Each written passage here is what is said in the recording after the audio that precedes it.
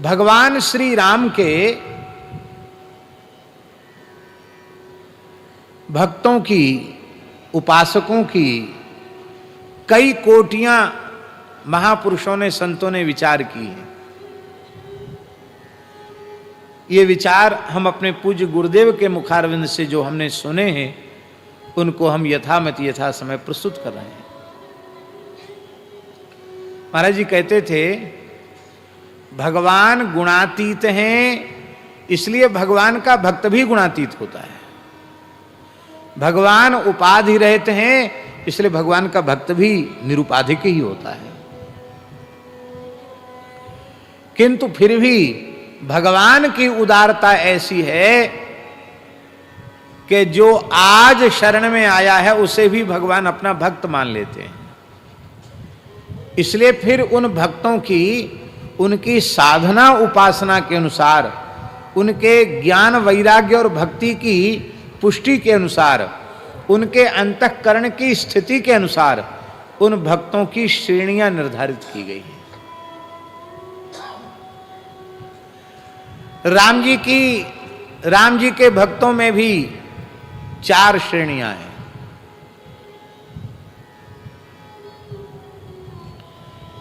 एक श्रेणी है विषयी भक्त। क्या?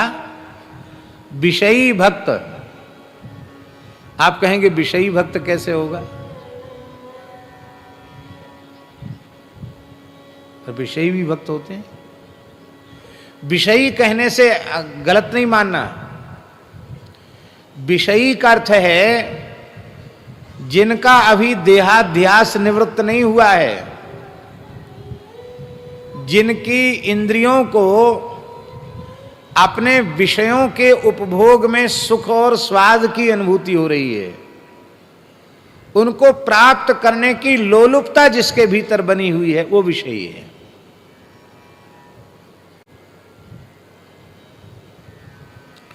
रूप रसगंध शब्द स्पर्श के विषय अच्छे लग रहे हैं, उनमें भोगने के समय स्वाद आ रहा है, भोगने की इच्छा बनी हुई है और उनके संग्रह की इच्छा भी बनी हुई है। ऐसे लोगों को विषयी कहते हैं। दूर खोजने कहां जाओगे? हम आपके सामने बैठे हैं, हमको स्वीकार कर लीजिए इस रूप में। क्योंकि अभी शरीर संसार से जैसा वैराग्य होना चाहिए वैसा वैराग्य नहीं हुआ। अभी भोगों में स्वाद आ रहा है, उनको भोगने की इच्छा है, बटोरने की इच्छा है। पर भगवान की उदारता ऐसी है कि भगवान ऐसे जीवों को भी अपना भक्त मान लेते हैं, उनको भी शरण में ले लेते हैं। इसलिए मनमोहन शरण जी, शरणागति की शर्त नहीं रखी भगवान ने कि हम विषयी को नहीं लेंगे, पापी को नहीं लेंगे, दुष्ट को नहीं लेंगे, ये कोई शर्त नहीं रखी। शरणागति में कोई शर्त नहीं है, बस एक ही बात है, सकृत एव प्रपन्नाय तवास्मीति च याचते अभयम सर्वभूतेभ्यो ददाम्ये तद्व्रतम मम। एक बार कह दे आकर भगवान के चरणों में, हे नाथ, हे मेरे नाथ, मैं केवल आपका ही हूं और एकमात्र आप ही मेरे हो। बस इतने मात्र से भगवान उसको स्वीकार कर लेते। अब ब्राह्मण हो, चांडाल हो, स्त्री हो, पुरुष हो, नपुंसक हो, ब्रह्मचारी हो, गृहस्थ हो, वानप्रस्थी हो, सन्यासी हो, धर्मात्मा हो, पुण्यात्मा हो, पापात्मा हो, दुष्टात्मा हो, दुनिया के सारे दुर्गुण उसमें हो, पर यदि ऐसा व्यक्ति भी भगवान के सामने ऐसा बोल दे तो भगवान उसे अंगीकार कर लेते हैं। बोले विषयी भक्तों में कोई उदाहरण दो, तो श्री सुग्रीव जी महाराज। राज्य छिन गया, पत्नी छिन गई, घर छिन गया, बड़े दुखी हैं। ऋषिमुख पर्वत पर इसलिए रहते हैं कि यहां साप बस आवत नाही, यहां बाली आएगा तो उसका मस्तक फट जाएगा, इसलिए नहीं आता है बाली, इसलिए वहां रहते हैं।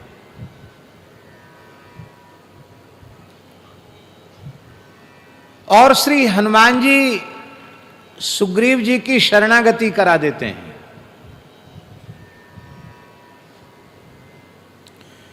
बाली का वध हो गया, सुग्रीव जी को किष्किंधा का राज्य मिल गया, अभिषेक हो गया, उनकी पत्नी मिल गई, सब कुछ मिल गया। अब बानर राज सुग्रीव हो गए वे। और महाराज जी आश्चर्य की बात है, पूरे 4 महीने तक राम जी उसी पर्वत पर प्रवर्षण गिरि पर भगवान श्री राम विराजे रहे कंदरा में। 4 महीने में एक बार भी राम जी का दर्शन करने नहीं आए। रविवार रविवार का नियम रख लेते, गुरुवार गुरुवार का नियम रख लेते, एकादशी एकादशी का नियम ले लेते, चलो एकादशी को राम जी का दर्शन कराएंगे। अरे नहीं, कम से कम अमावस्या पूर्णिमासी रख लेते नियम। अरे चलो कोई बात नहीं, महीना में एक बार पूर्णिमासी पूर्णिमासी 4 बार तो दर्शन करते, पर एक बार भी गए नहीं, किसी को भेजकर खबर नहीं ली कि भयंकर वृष्टि हो रही है, इस समय प्रभु कैसे होंगे।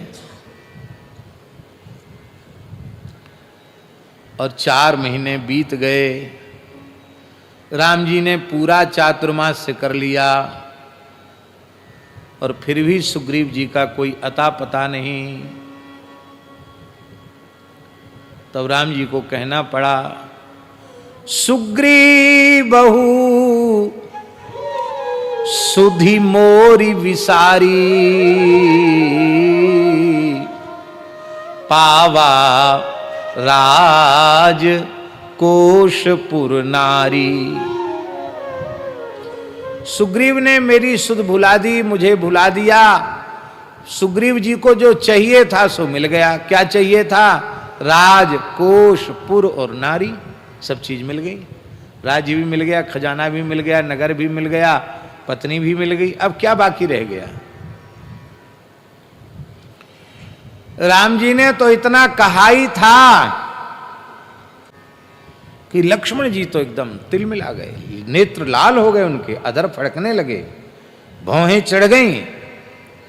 बोले प्रभु बस समझ गया मैं, अब कुछ आपको कहने की आवश्यकता नहीं है। अभी वो रास्ता बंद नहीं हुआ है जिससे बाली गया है मर के, अभी बाली के पास उसको भेज देता हूं। लक्ष्मण जी ने तत्काल धनुष पर प्रत्यंचा चढ़ाई, टंकार किया धनुष की टंकार। लक्ष्मण जी को इस स्वरूप में देखकर राम जी ने लक्ष्मण जी का हाथ पकड़ लिया। बोले इसलिए नहीं भेज रहे तुमको कि तुम डराओ धमकाओ मार ही दो, ऐसे नहीं। भय दिखाए ले आवहु सखा मोर सुग्रीव। यदि राम जी से विमुख हो गए तो क्या क्या नहीं होगा तुम्हारे जीवन में, ऐसा उसको समझाना। भय दिखाना, राम जी के सन्मुख रहोगे तो क्या मिलेगा, और राम जी से विमुख हो जाओगे तो क्या हानि होगी, ये उसको समझाना। कथनचित वो भागने लग जाए तो भागने मत देना, पकड़ लेना। ले आवहु, पकड़ के ले आना मेरे पास। क्यों? सखा मोर सुग्रीव, कैसा भी है मेरा मित्र है, मेरा सखा है। जैसे ही रघुनाथ जी ने कहा मोर मेरा, सोई लक्ष्मण जी ठंडे हो गए। जैसे उनके ऊपर किसी ने एकदम शीतल 1000 घड़ा जल से स्नान करा दिया हो, सब क्रोध ठंडा हो गया। लक्ष्मण जी ने मुस्कुरा के कहा जब आपने ही मोर कह दिया तो सैकड़ों लक्ष्मण भी उसका कुछ नहीं बिगाड़ सकते। हम तो प्रभु आपकी काया की छाया है, ठीक है हम जा रहे हैं। लक्ष्मण जी गए। हमारे ठाकुर जी का स्वभाव है, यह केवल अंगीकार करना जानते हैं, ये किसी को त्यागना तो जानते ही नहीं। भगवान को स्वीकार करना आता, भगवान को त्यागना नहीं आता है। ऐसा अभ्यास हमारे प्रभु का न होता तो हम लोगों की गुजर बसर कैसे होती। हम लोगों की गुजर बसर हो रही है भगवान के इसी करुणामय स्वभाव के कारण। दोषों के खजाने पर भगवान फिर भी स्वीकार किए हुए हैं। कितनी बड़ी भगवान की कृपा है। विषयी भक्त और साधक भक्त कौन है? साधक भक्त हैं श्री विभीषण जी महाराज। ये साधक भक्त हैं। एक दिन साधक के ऊपर हम चर्चा कर चुके हैं, अब पुनः वह चर्चा नहीं करनी है। कितना भी विघ्न प्रतिबंधक बाधाएं साधन पथ में आवें, पर उन विघ्न बाधाओं को अपने पैरों तले रौंदता हुआ जो अपने प्रेमास्पद प्रभु की ओर बढ़े उसे साधक कहते हैं।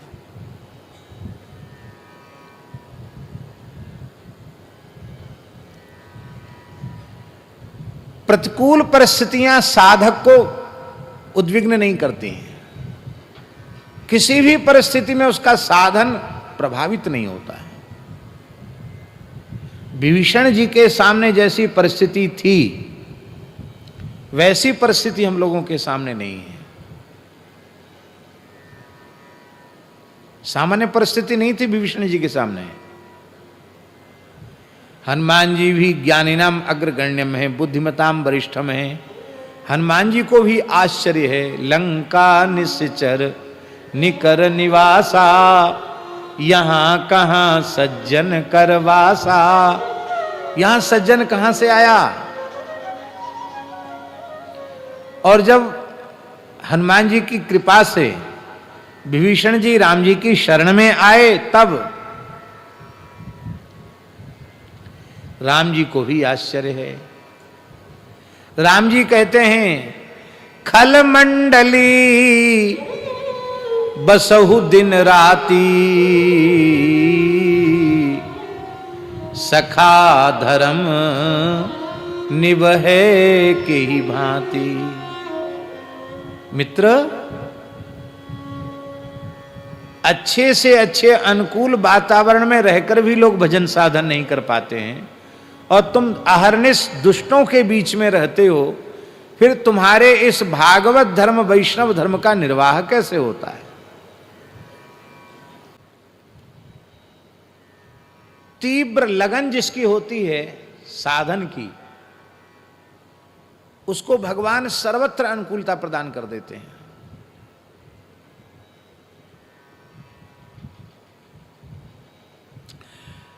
हमने जिनके चरणों में बैठकर कुछ वर्षों तक अध्ययन किया, परम पूज्य प्रातः स्मरणीय शिक्षा गुरुदेव पंडित श्री राजवंशी जी द्विवेदी जी, धर्म संघ वाले गुरु जी, अद्भुत महापुरुष थे। भगवान जिनको बीज रूप में सुरक्षित रखते हैं उनमें वो थे। अब न आंख तरी आवत को, अब उनके जैसा ब्राह्मण कहीं दिखाई नहीं पड़ता। होंगे जरूर कहीं न कहीं, हमें नहीं दिखाई पड़ते हैं।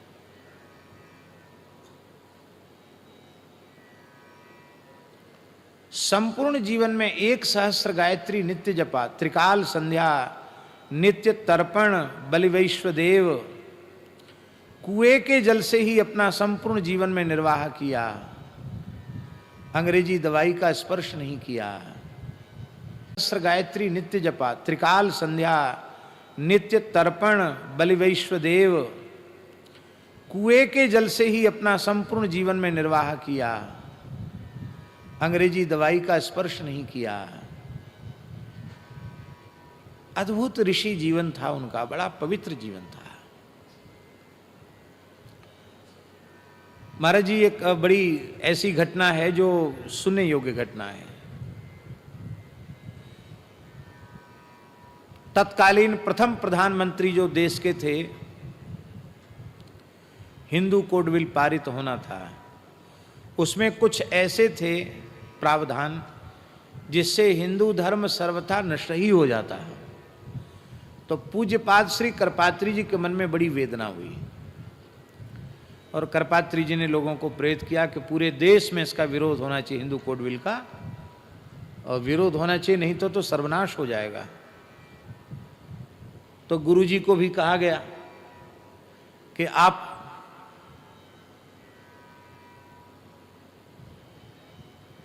प्रधानमंत्री कार्यालय के सामने प्रधानमंत्री आवास में पहुंचकर विरोध दर्ज कराइए।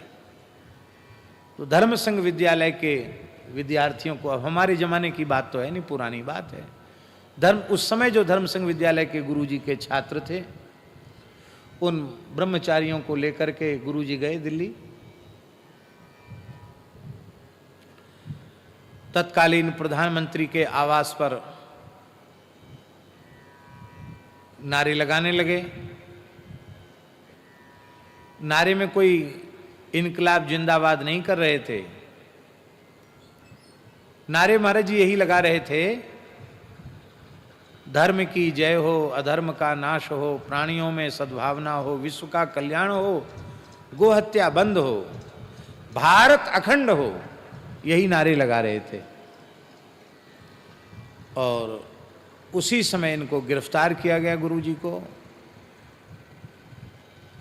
एक सुरक्षाकर्मी आया, उसने बड़ा दुर्व्यवहार किया, बच्चे आगे बढ़े, विद्यार्थी, गुरुजी के तो विद्यार्थी तो गुरुजी के लिए अपना सब कुछ न्यौछावर करते हैं, बच्चे गुरुजी को कोई पकड़ न ले, छू न ले, गुरुजी बहुत सोचाचार संपन्न थे। तो विद्यार्थी आगे बढ़े तो फिर वहाँ डंडा पड़ने लग गया और गुरुजी नीचे गिर गए। और जूता पहने हुए उस व्यक्ति ने, पता नहीं कैसा म्लेच्छ था, वो जूता पहने हुए उसने छाती में गुरुजी के जूता सहित ठोकर लगाई।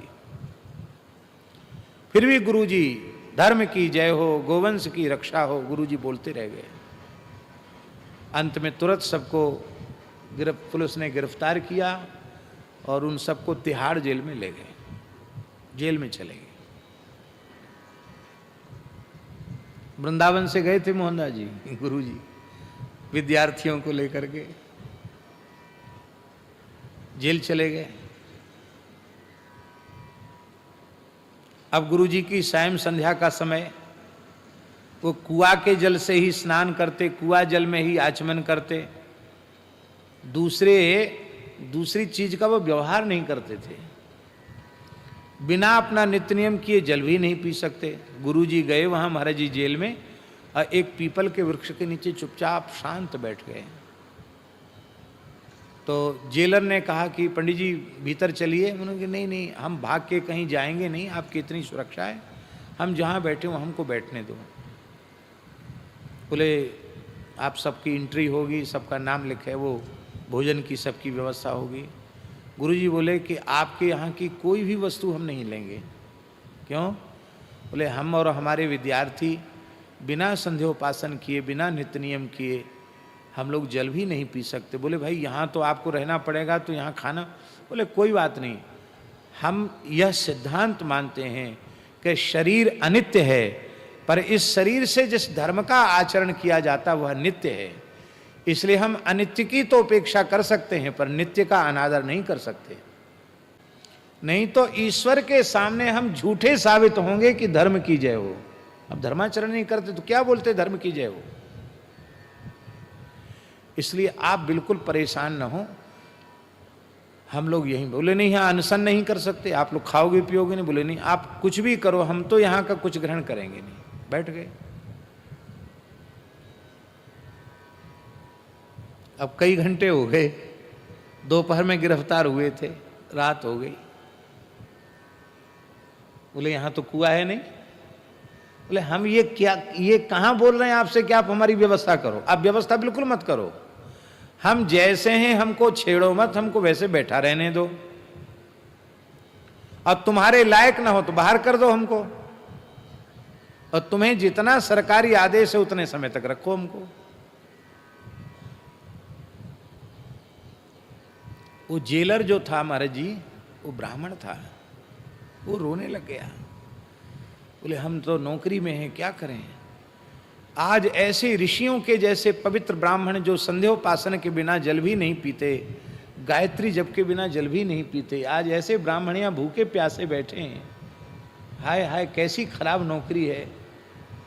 थोड़ी देर बाद रोते रोते आए, बोले गुरुजी कुआं तो पुराना बंद पड़ा, हम लोग सफाई करवा के आप उसमें व्यवहार तो कर लेंगे कि नहीं कर लेंगे। कहाँ अच्छा है, यदि कुएं के जल की व्यवस्था हो जाए तो संध्योपासन तो कर ही लेंगे। कहते खुद लग गया, सबको लगाया, कुएं के पानी को कुआं साफ करवाया, बढ़िया पानी था कुआं में, सबने स्नान किया, सब बैठ के संध्योपासन करने लग गए। महाराज कुछ खाओ पी लो, नहीं यहाँ का कुछ ग्रहण नहीं करेंगे। फल स्वयं अपने पैसे से उस जेलर ने फल मंगाए, अच्छे सुंदर फल। गुरुजी बोले हम तो कुछ भी नहीं लेंगे, बच्चे हैं इनको भूख लगी हुई, बच्चों ने लिए। फिर खैर छुट्टी भी कर दी गई। तो गुरुजी यह बात बताते थे कि आप अपने साधन का, नियम का निष्ठापूर्वक पालन करने का निश्चय कीजिए, तो प्रतिकूल से प्रतिकूल परिस्थिति में भी भगवान प्रबंध कर देंगे। ये गुरुजी का अपना अनुभव था। जेल में सब व्यवस्था हो गई।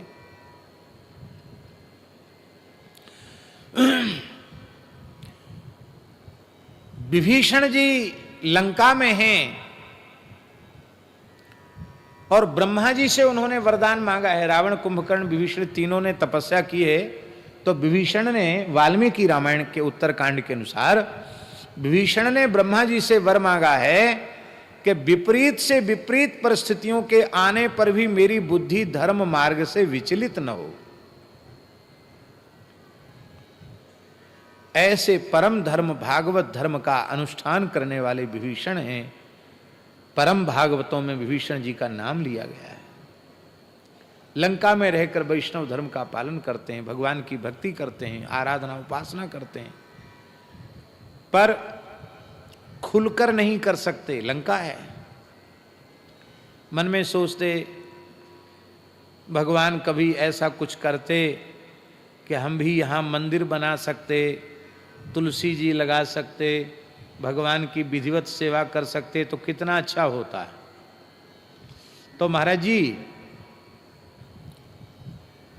उसी समय लंका तो, रावण तो दिग्विजय की इच्छा से पूरी धरती पर त्रिलोकी में घूम रहा था। तो वह दिग्विजय करते हुए रावण हरिवर्ष पहुंच गया। हरिवर्ष, और हरिवर्ष से नृसिंह भगवान की प्रतिमा, तमाम संपत्ति वहां से उठा के लाया। हरिवर्ष के अधिष्ठात्री देवता नृसिंह भगवान हैं। एक मंदिर से नृसिंह भगवान की मूर्ति ले आया। वो जब कोई कहता ना कि उठा के सब सामान भरो ले चलो लंका, तो उस सामान में मूर्ति भी आ गई। अब नृसिंह भगवान की मूर्ति आ गई तो लंका में उसको जहां रखा जाए वहीं आग लग जाए। लंका में उपद्रव शुरू हो गए। तो रावण ने शुक्राचार्य जी का आह्वान किया कि आप निशाचरों के, दैत्यों के गुरु हैं, ये लंका में उपद्रव कैसे हो रहे हैं। बोले नृसिंह भगवान की प्रतिमा तुम ले आए हो, तुम्हारे खजाने में अपूजित नृसिंह भगवान की प्रतिमा विराजमान है, उसी से उपद्रव हो रहा है, लंका में जगह जगह आग लग रही है। तब क्या करें महाराज, मूर्ति वहीं वापस करावें। बोले नहीं, एक तो वहां से लाना नहीं चाहिए, अब ले आए हो, यदि वापस ले जाओगे तो और अनिष्ट होगा तुम्हारा, क्योंकि नृसिंह भगवान उग्र देवता हैं। तो उत्तम पक्ष तो यह है कि वैष्णव पद्धति से नृसिंह भगवान की आराधना उपासना लंका में होती रहे, तो तुम्हारा कुछ अमंगल नहीं होगा, अनिष्ट नहीं होगा। अब बोले लंका में ऐसा आदमी कहाँ से खोजें जो पूजा पाठ करने वाला हो, भगवान का भक्त। तो मंत्रियों ने सलाह दी, महाराज जी आपका भाई है ना विभीषण, इसको कह दो, ये तो अच्छा है, इसके रुचि के अनुकूल है ये काम। तो रावण को तो लंका को कैसे भी सुरक्षित रखना था। अच्छा ठीक है, तुम अपनी इच्छा से मंदिर जैसा बनाना हो मंदिर बनाओ। तो नृसिंह भगवान का मंदिर बनाया विभीषण ने सुंदर, और वहां सुंदर तुलसी वाटिका लगाई, नव तुलसी का वृंद तहां देख हरसी कपिराय। और जब तुलसी है, नरसिंह भगवान हैं, तो हम विश्वास करते हैं बिना गाय के तो भगवान की सेवा संभव नहीं। 150 देसी गैया भी, उस समय तो सब देसी ही थी, 150 गैया भी विभीषण जी ने रखी होगी जरूर, सब कुछ था विभीषण जी के यहाँ। इसलिए हनुमान जी जब चले हैं ना लंका, तो लंका ही चले सुमिरे नर हरि, मसक समान रूप कपिधरी, लंका ही चले सुमिर नर हरि,